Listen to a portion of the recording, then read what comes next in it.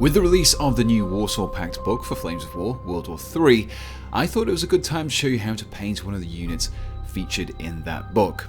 I'm Pete the Wargamer, and in this tutorial I'll be showing you how I painted this Warsaw Pact SU-22 using some of the Vallejo range of paints to do so. After assembling the plane, I primed the miniature black. Priming is that ever important first step to painting that gives you a good surface to paint on. I chose black for this, but it isn't entirely necessary here. You could use a grey instead. I also used an airbrush to apply this and would continue to use my airbrush to paint the rest of the plane. Normally I try to avoid leaning on my airbrush for these guides, but they do make painting hard-edged, multi-tone camouflages so much easier. I opted to start with the underside of the jet and again chose to use my airbrush. This would make painting such a large area faster, easier, and result in a smooth and even application. I began with some field blue, mixing in some thinner to allow it to flow more easily through the nozzle. Personally, I like to add my thinner first, and then progressively add more paint until it reaches the desired consistency. This paint was then sprayed over the entirety of the plane's underside, including the fuel tanks and the rockets. Once I'd achieved full coverage with the field blue, I switched over to the lighter wolf grey from Vallejo's Game Colour range. This was also applied via the airbrush to the underside of the plane, but I limited my coverage slightly. I avoided some of the recesses here and there and focused on the central parts of the panels. This just helped to add a little more definition to the surfaces and give them a little more depth. After giving the base coats to the underside of the plane plenty of time to dry, I then set about masking them off. As I will be tackling the camouflage pattern on the top side of the plane, I wanted to ensure that blue-grey paint wouldn't be painted over accidentally. I also used this tape to create a more defined seam, especially towards the nose of the plane between the upper and lower camouflage patterns. For this plane, I will be tackling a 4-tone camouflage pattern. As such, it required a little planning out.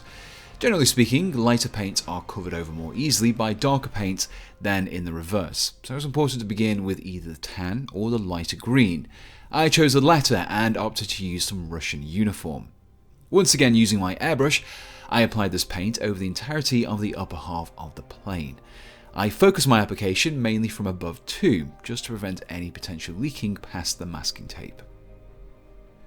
To achieve the flowing organic patterns in the camouflage, I chose to use some masking putty. This particular brand is from MIG and, as well as looking like a Marvel Universe symbiote, is perfect for achieving camouflage. I pulled the putty into small sausage shapes and laid this onto the hull of the plane. The areas I covered during the step would remain as the Russian uniform, so I made sure to spread them out across the surface, leaving plenty of space between them. Over the top of these, I then sprayed some of the 10 paint dark sand. I used this to cover the whole top side of the plane, leaving the areas that are covered with the masking putty as the original Russian uniform. Leaving the first layer of putty in place, I then added more strips. Some of these were laid adjacent to the existing putty and others were laid away from them. Following this second round of putty, I then hit everything with some of the darker green of German camo dark green. Finally, I could add the last set of masking putty pieces to mark out the green sections of the camouflage. Any areas left unmasked at this stage would be painted brown. And for that layer, I chose to apply some chocolate brown, which completed the application of the camouflage. After giving the final layer a chance to dry, I then removed all of the masking tape, revealing the camouflage pattern. There were, however, a couple of areas where I hadn't fully covered with the airbrush, so these needed to be touched up with a regular brush, using the same paint that I'd airbrushed over the last few steps. With the camouflage completed, I could begin the last few areas of the model with a regular old brush.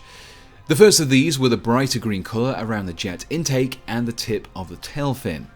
I created a good approximation of this colour using some paints that I already had, specifically olive green and scorpion green, but alternatively you could use something light intermediate green instead.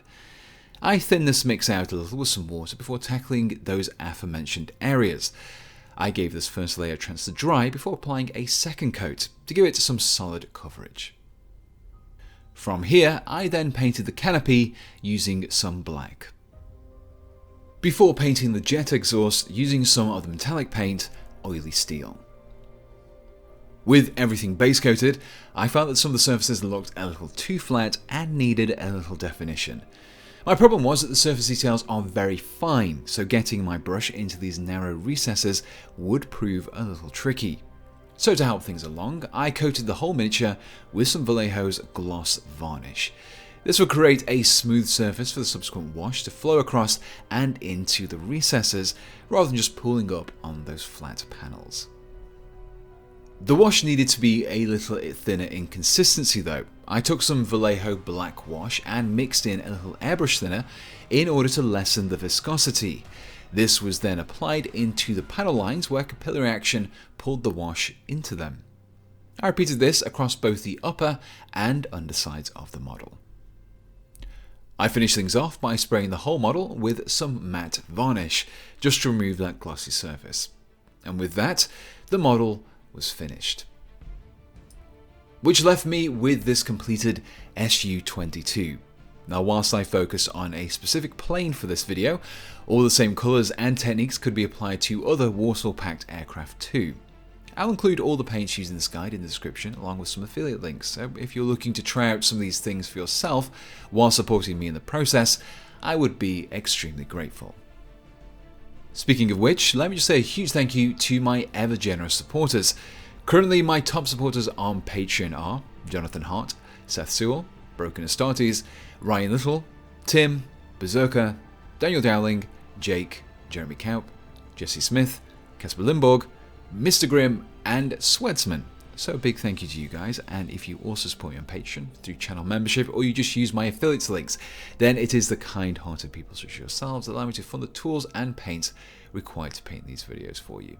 And so until next time, thanks for watching, and goodbye.